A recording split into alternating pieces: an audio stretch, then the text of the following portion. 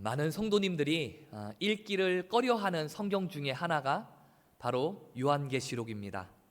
왜냐하면 이 요한계시록 안에는 수많은 상징과 수많은 비유 그리고 화려한 환상들로 가득 차 있기 때문에 그렇습니다. 하지만 성도로서 그리고 교회가 꼭 읽어야 하는 성경 중에 하나가 바로 요한계시록입니다. 왜냐하면 이 요한계시록의 수신자가 바로 교회이기 때문에 그렇습니다. 요한계시록이 기록된 목적이 교회를 위해서 쓰여졌기 때문에 그렇다라는 것입니다. 요한계시록 1장 4절의 말씀을 보면 요한은 아시아에 있는 7교회에 편지하노니라고 이 요한계시록을 쓴 목적, 수신자를 7교회라고 밝히고 있다는 것입니다. 이 7교회는 모든 교회를 대표하는 그러한 교회입니다. 그렇기 때문에 이 요한계시록은 우리 교회에 주시는, 이 세상에 있는 모든 교회에게 주시는 하나님의 말씀이라는 것입니다. 특별히 하나님께서 교회들에게 어떠한 메시지를 주시고자 이 요한계시록을 기록했냐면 크게 두 가지로 나눌 수 있습니다. 먼저는 교회의 머리는 예수 그리스도다, 이것을 확실하게 주님께서 알려주시기 위해 이 요한계시록을 교회들에게 주시기 위해 기록한 것입니다. 오늘 우리가 읽은 본문의 말씀 1절의 말씀을 보면 이렇게 말씀해요. 에베소 교회의 사자에게 편지하라. 오른손에 있는 7뼈를 붙잡고 7금 촛대 사이를 거니시는 이가 이르시되. 바로 예수님을 표현하는 것인데 이 예수님을 어떻게 표현했냐면 7별, 이 7별은요 요한계시록의 수신자인 그 7교회를 말합니다. 그 7교회의 사자들을 말해요. 7교회의 사자, 즉 그 교회 목회자들을 말합니다. 목사와 전도사님들을 말한다라는 거예요. 그리고 7금촛대는 이 7교회 성도들을 말합니다. 목회자를 붙잡고 계시고 그 성도들 교회 사이를 거니시는 이가 말씀하신다. 그 예수님이 말씀하신다라는 거예요. 즉 이 말씀을 통해서 알 수 있는 것은 원주침례교회의 주인은 최동진 담임 목사도 아니고 장로님도 아니고 목자님도 아니고 오직 예수 그리스도 한 분이시다라는 말씀이라는 거예요. 온 교회의 머리는 그 누구도 아닌, 그 어떤 사람도 아닌 예수 그리스도가 교회의 머리다라는 것을 말씀해 주고 있는 거예요. 믿으십니까? 아멘이시죠? 우리 교회의 주인은 그 누구도 아닙니다. 예수 그리스도 오직 주님만이 우리 교회의 머리 되어 주심을 여러분들 믿으시기 바랍니다. 그 예수님을 인정하시기 바라요. 교회의 타락이 이것에서부터 시작되어지는 겁니다. 교회의 주인이, 교회의 머리가 예수님이 아니라 사람이 될 때, 그래서 사람이 선택하고 사람이 결정하고 사람이 마음대로 그렇게 교회를 움직일 때, 그때부터 교회는 타락하는 거예요. 요즘 뉴스나 기사화되어지는 그런 교회의 소식들을 보면 제가 목사로서 정말로 너무나도 부끄럽습니다. 부끄럽고 너무나 민망해요. 교회의 진리가 세상에 빛을 비춰야 하는, 선한 영향력을 끼쳐야 하는 그런 교회가 오히려 손가락질을 당하고 세상보다 더 타락된 그런 모습을 보이는 이유가 어디에 있는가? 교회의 머리는, 교회의 주인은 예수님이 되어져야 하는데 자꾸만 교회의 주인이 사람이 되려고 하니까 그러한 일들이 일어나고 안 좋은 소식들이 들려오고 자꾸만 교회가 손가락질 당하는 그러한 일들이 일어나는 겁니다. 사랑하는 성도 여러분, 우리 원주침례교회 주인은 그 누구도 아닌 예수님 오직 한 분밖에 없다라는 사실, 그 사실을 인정할 수 있는 여러분 되시길 간절히 바랍니다. 우리 교회 머리는 예수님이에요. 몸은 머리의 지시를 따라야 합니다. 머리가 지시를 내리는데 이 몸이 자기 마음대로 하겠다고 각자 그 마음대로 하면 그 사람은요 고장이 난 겁니다. 이것을 가리켜서 병들었다라고 말을 하죠. 왜 교회가 병이 드는가? 예수 그리스도를 교회의 머리로 주인으로 인정하지 않는 것에서부터 병들기 시작하는 겁니다. 예수님을 주인으로 모시고 그 예수님의 지시를 따를 수 있는 우리 교회가 되어지기를 바랍니다. 그러기 위해서는 먼저 예수님의 뜻이 어디에 있는지를 알아야 해요. 우리 교회를 향한 예수님의 목적이 무엇인가? 우리 교회를 향한 예수님의 방향이 어디에 있는가? 우리 교회를 향한 예수님의 뜻이 무엇인가? 그것을 먼저 분별할 줄 알아야 한다는 것입니다. 저는 그래서 우리 교회에 무엇보다도 시급한 가장 필요한 것이 기도라고 생각되어집니다. 하나님과의 대화를 통해서 내 생각과 내 뜻이 아니라 하나님의 뜻이 어디에 있는지, 하나님의 계획이 무엇인지 항상 우리가 주님께 구하며 아뢰며 그것을 깨달아 알아줘야 된다는 거예요. 기도하지 않고 내리는 결정, 그것은요 꼭 문제가 발생합니다. 상황이 어렵고 힘들수록 결정을 빨리 내려야 하는 그러한 상황일수록 우리는 더 기도해야 합니다. 하나님과의 대화를 통해서 하나님께 물어보고 하나님께 여쭙고, 그래서 머리이신 그 주님의, 그 하나님의 그 뜻을 우리가 발견하고 그 주님께 순종하며 나아가는 그런 모습이 있어야 한다는 거예요. 기도가 최우선시 되어져야 한다는 것입니다. 그래서 저도 무슨 결정을 내리든지 항상 먼저 기도하며 하나님께 먼저 구하고 그렇게 시작하려고 노력하고 있습니다. 여러분께 한 가지 부탁의 말씀을 드립니다. 제가 원주 침례교회의 담임 목사로 내 머리는 예수님이시지, 우리 교회의 주인은 예수님이시지, 이 마음이 변질되어지지 않도록, 그래서 항상 예수님께 뜻을 구하고 항상 예수님의 말씀에 순종하며 나아갈 수 있도록, 그래서 우리 교회를 향하신 예수님의 뜻이 이루어질 수 있도록 그 목적대로 제가 목회할 수 있도록 여러분들이 저를 위해서 기도해 주십시오. 언제든지 저에게 충고해 주세요. 우리 담임 목사님이 예수님께 순종하지 않는 것 같다, 우리 담임 목사님이 예수님의 뜻과 예수님이 주인 되어주지 않는 그러한 모습이 있는 것 같다라고 한다면 저에게 어김없이 충고해 주세요. 말씀해 주세요. 그래야 저도 살고 그래야 여러분도 살아요.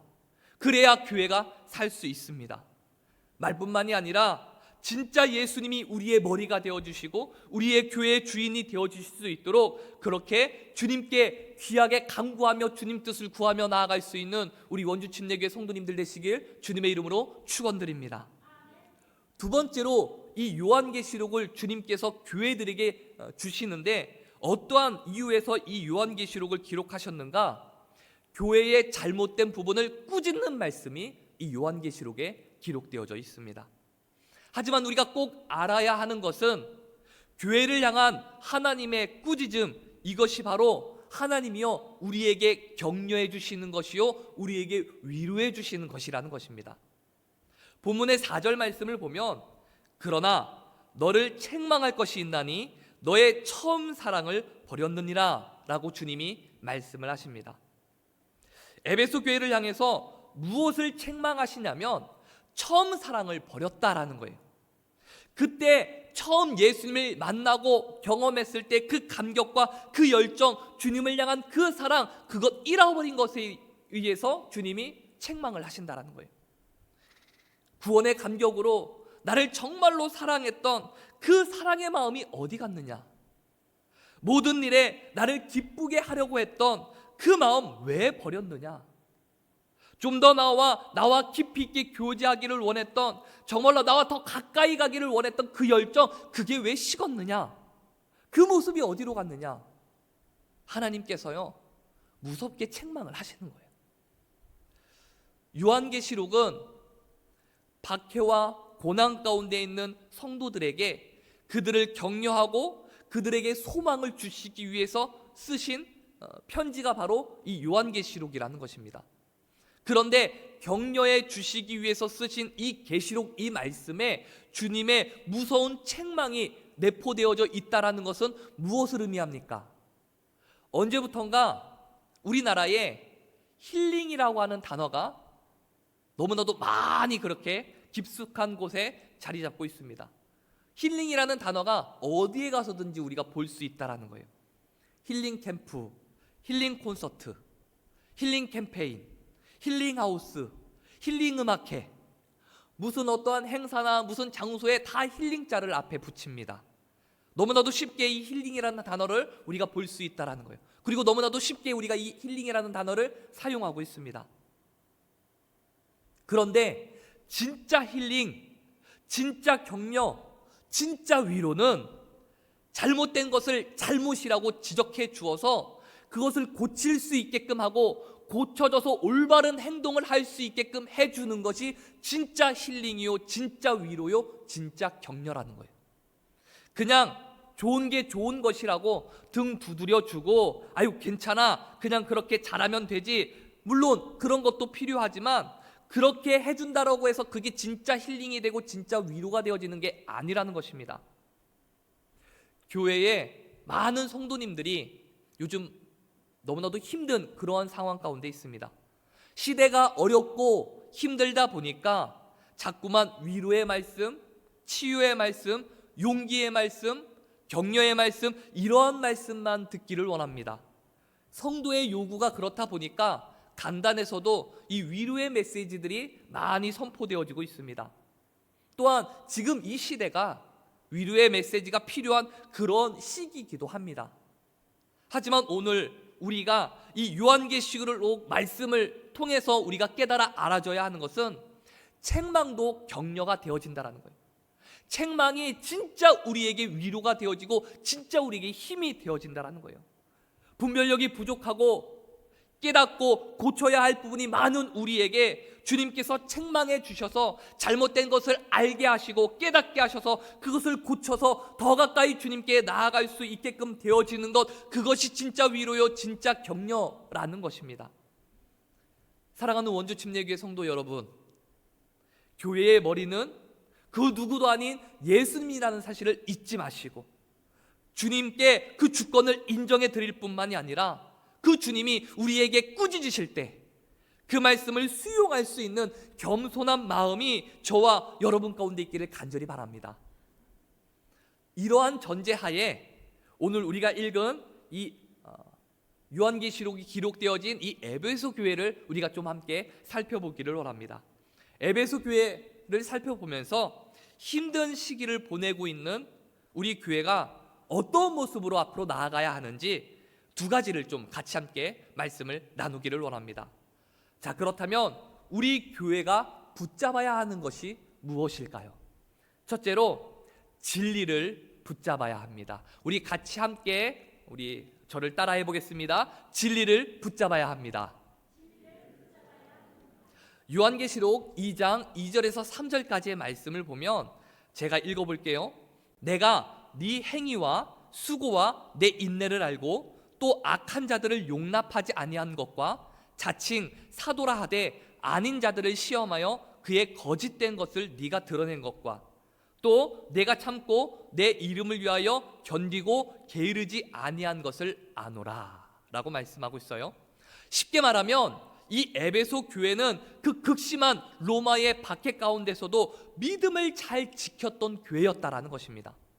또한 온갖 이단의 공격, 유혹 속에서도 흔들리지 않고 말씀, 진리를 붙잡았던 교회가 바로 에베소 교회였다라고 주님께서 이 부분을 칭찬해 주고 있는 것입니다. 이우재 교수가 쓴 요한계시록을 어떻게 설교해야 하는가라는 책을 보면 에베소 교회를 이렇게 소개하고 있습니다. 에베소 교회는 교회를 신실히 붙잡는, 오늘날로 말하면 정통파 교회로서 유서 깊은 신학적 정통성을 가지고 있고 뛰어난 성경 공부 프로그램도 있어서 거짓된 이단 사상과 거짓 가르침을 분별할 수 있는 나름대로의 신앙적 경륜을 가진 교회였다. 즉 진리를 붙잡고자 애썼던 교회가 에베소 교회였다라는 것입니다. 얼마나 부러운 교회인지 모릅니다. 지금 이 시대의 교회가 닮아야 하는 교회의 모습이 바로 이러한 모습입니다. 왜 이 시대 교회가 이 에베소 교회의 이 진리를 붙잡는 이 모습을 닮아야 하는가? 지금 이 시대는요, 진리가 모호해진 시대입니다. 지금 이 시대는요, 종교다원주의가 대세예요. 이것도 진리인 것 같고 저것도 진리인 것 같고 또 이곳에도 구원이 있는 것 같고 저곳에도 구원이 있는 것 같고, 진리의 모호함, 지금 우리가 살고 있는 이 시대가 이렇다라는 거예요. 따라서 우리가 정신을 바짝 차리지 않으면, 우리가 진리의 말씀을 제대로 붙잡지 않으면 내가 가지고 있는 이 구원을 끝까지 지키기가 어려운 그런 시대 가운데 우리가 살고 있다는 것입니다. 우리가 절대로 타협하면 안 되는 진리의 말씀 두 가지가 있습니다. 첫 번째는 구원과 관련해서 예수 그리스도의 유일성입니다. 여기에도 구원이 있고 저기에도 구원이 있는 것이 아니라, 구원은 오직 예수 그리스도를 통해서만 얻게 되어진다는 사실입니다. 절대로 이것을 세상과 타협하면 안 되는 거예요. 이것으로 인해서 타종교는요, 기독교를 손가락질합니다. 야, 너희 기독교, 너네들 너무 이기적이야. 산 정상으로 올라가면 되는 거지, 꼭대기로 올라가기만 하면 되는 거잖아. 길은 여러 가지 길이 있는데 왜 너희들은 너희 길만 옳다고 말해? 왜 너희에게만 구원이 있고 천국이 있다고 말해? 너희들 잘못됐어. 세상은요, 기독교를 그렇게 손가락질하고 기독교를 그렇게 공격합니다. 하지만 하나님께서는요, 우리에게 분명히 말씀하셨습니다. 사도행전 4장 12절 말씀 보니까요, 다른 이로서는 구원을 받을 수 없나니 천하 사람 중에 구원받을 만한 다른 이름을 우리에게 주신 일이 없음이라 하셨더라. 오직 예수 그리스도 그 이름만이 우리에게 구원이 되어진다는 거예요. 오직 예수 그리스도의 죽으심과 부활로 인해서 우리가 구원받게 되어진다는 거예요. 그 외에 다른 어떤 것도 우리를 구원할 수 없다라는 이 사실, 이 진리의 말씀을 붙잡을 수 있는 여러분 되시길 간절히 바랍니다. 이것이 무너지면 기독교가 무너지는 거예요. 또 한 가지 우리가 붙잡아야 하는 진리는 성경의 무오설입니다. 성경은 하나님께서 우리에게 주신 생명의 책이다. 이 성경 말씀은 어떠한 하자도, 어떠한 문제도, 어떠한 오류도 없다라는 것입니다. 이것을 시인하지 않으면 이 또한 기독교는 기독교일 수 없어요. 따라서 우리 교회에게 꼭 필요하고 정말로 중요한 것은, 어떻게 하면 우리 교회가 재밌게 신앙생활을 할 수 있을까? 어떻게 하면 유익한 프로그램이 되어지게 할까? 어떻게 하면 사람들이 즐거워하고 많이 모일 수 있도록 그렇게 할까?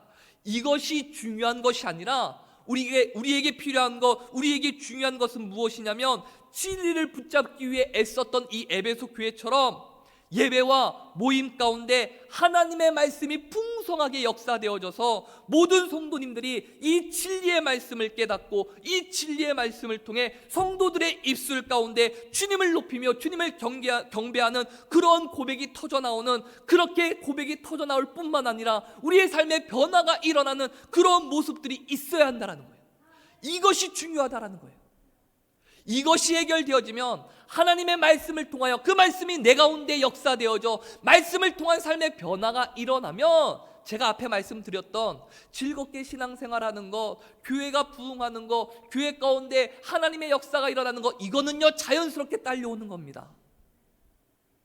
그래서 원주 침례교회 성도라고 한다면 세상 어디에 떨어뜨려 놔도 변질되지 않는 믿음, 흔들리지 않는 믿음, 생명의 진리로 무장한 하나님의 백성이 되어져서 오히려 세상 속에서 세상을 변화시켜 나아가는, 세상에 영향을 끼치는 그런 교회가 되어지기를 주님의 이름으로 축원드립니다. 우리 교회가 붙잡아야 하는 것, 첫 번째로 진리를 붙잡아야 한다, 제가 말씀드렸습니다. 자, 두 번째는요, 사랑을 붙잡아야 합니다. 우리 따라해 보겠습니다. 사랑을 붙잡아야 합니다.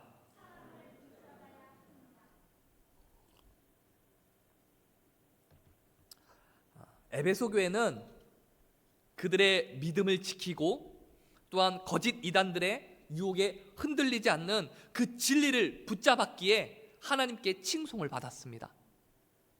그런데 그 칭찬 속에서도 꾸지람 또한 받았다라는 거예요. 무엇 때문에 꾸지람을 받는가? 아까 읽었던 4절 말씀을 보니까 너의 처음 사랑을 버렸느니라 라고, 이 사랑을 잃어버린 것 때문에 꾸지람을 받습니다. 에베소 교회가 왜 그렇게 진리를, 하나님 말씀을 붙잡기 위해서 애썼을까요? 주님을 향한 사랑이 있었기 때문에 그렇습니다. 그 사랑이 내 안에 있으니까 세상의 어떠한 유혹과 어떠한 공격에도 흔들리지 않고 진리의 말씀을 붙잡을 수 있었다라는 거예요. 그런데 시간이 지나니까 이 에베소 교회 성도들에게 그 사랑이 점점 식어지게 되어지고 껍데기만 남게 되어졌다라는 것입니다. 지금 우리 한국 교회가, 또 우리 교회가 이런 위기 가운데 노출되어져 있습니다. 여기에 계신 여러분 모두가 아마도 신앙생활 5년 이상은 다 하셨을 거라고 생각이 되어져요. 예수님 믿은 지 5년 정도가 지나면 처음 예수님을 믿었을 때의 그 감격과 주님을 향한 그 사랑이 조금씩 식어지고 있음을 느끼게 되어집니다. 따라서 내 안에 있는 예수 그리스도의 그 사랑, 나를 향하신 주님의 그 사랑이 식어지지 않고 그 사랑이 변질되지 않기를 위해서 힘써야 한다는 거예요. 우리가 진리를 붙잡는 것, 이거 정말로 중요합니다. 그런데 이 진리를 붙잡기 위해서는 사랑을 지켜야 된다는 거예요. 사랑을 지키지 않고 내가 사랑이 없는 상황에 진리만 외친다라고 한다면 그건 진짜 진리일 수 없는 겁니다.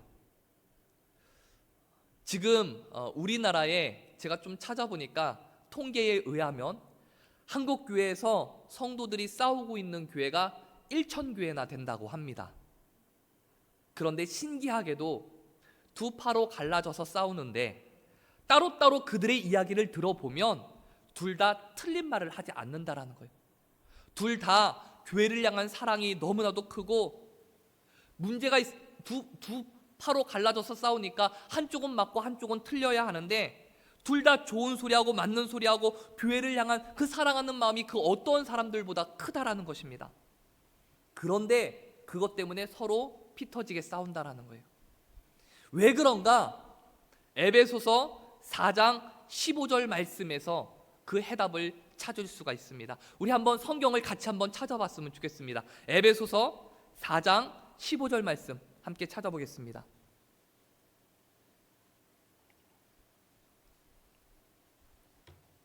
신약 성경 에베소서 4장 15절 말씀입니다.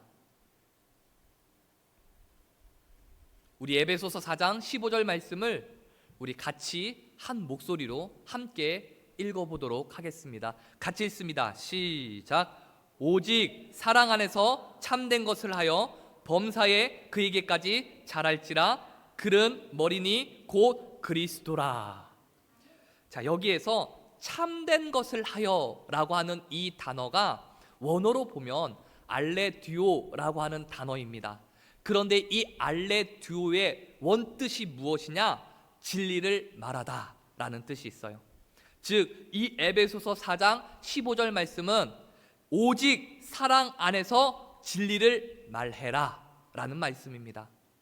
오직 사랑 안에서 진리를 말해라. 왜 진리를 붙잡고 이쪽에서 말하는 것과 저쪽에서 말하는 것이 왜 다른가? 왜 문제가 발생하는가?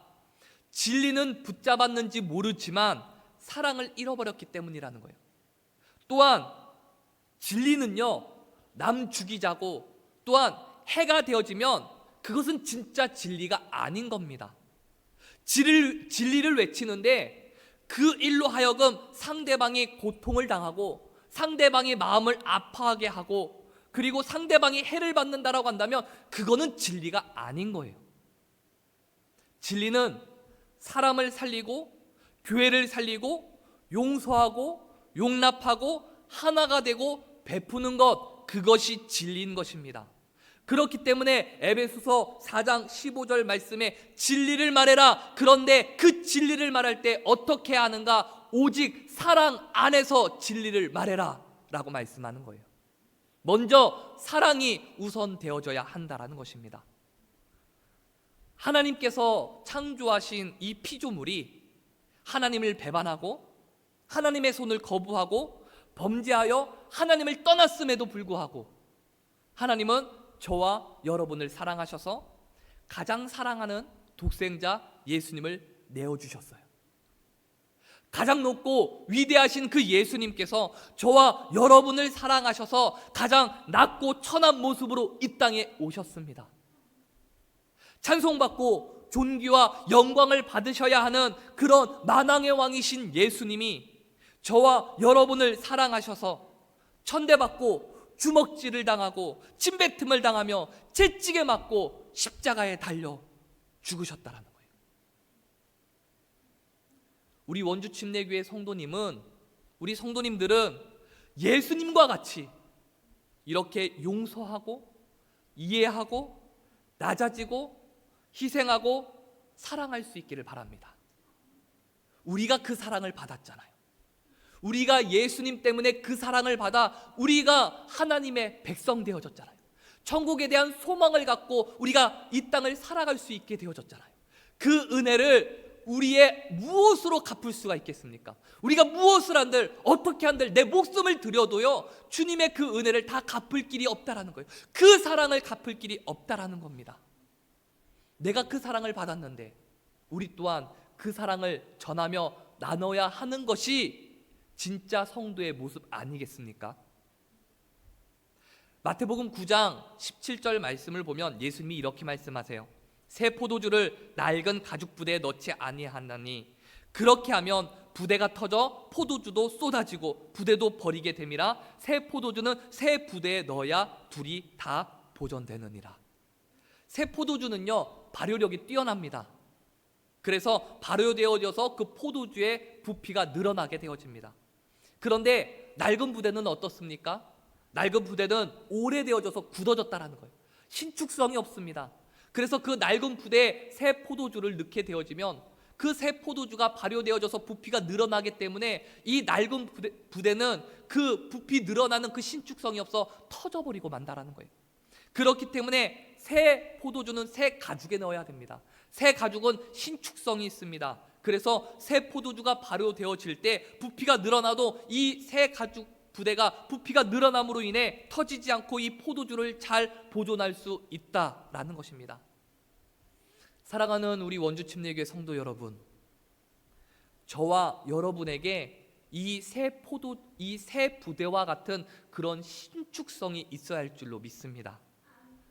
내가 가지고 있는 정확하지도 않는 그 잣대를 가지고 사람들을 판단하고 사람들을 정죄하고 사람들을 비난하는 것이 아니라 새 포도주를 담을 수 있는 이 새 가죽 부대처럼 영적인 신축성이 있어서 용납하고 받아들여주고 이해하고 용서할 수 있는 그러한 사랑의 신축성이 우리 교회 가운데 있었으면 좋겠습니다.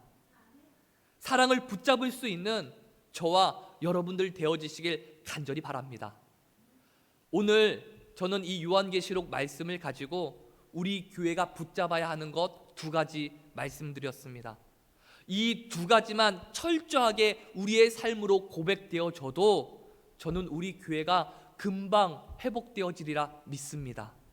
앞으로 우리 교회가 이 두 가지에 대한 소문이 주변의 많은 사람들에게 그렇게 소문이 났으면 좋겠습니다.